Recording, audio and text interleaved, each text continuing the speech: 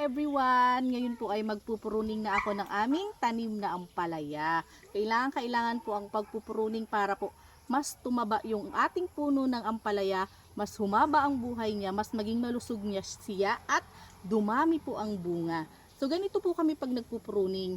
Ayan, lahat po ng mga talbos sa side, kailangan po nating tanggalin. Ayan. Ito lang po yung aming nakasanayan sa aming 6 na taong pag-aampalaya. So, isinishare ko lang po sa inyo. Siyempre po, iba-iba naman po yung mga techniques natin ginagawa. Ayan. Ang gamit ko po ay scissors para tanggalin yung mga talbos sa gilid-gilid ng puno. At saka, para po hindi madawag yung ating puno ng ampalaya, para hindi rin po taguan ng mga insekto. Yun po yung mga purpose nun. Ayan. So, lahat po ng talbos kukuhanin at kapag malaking-malaki na po itong ating ampalaya, nakadaop na dun sa taas, kahit po itong mga dahon na to sa gilid, tinatanggal din po namin yan.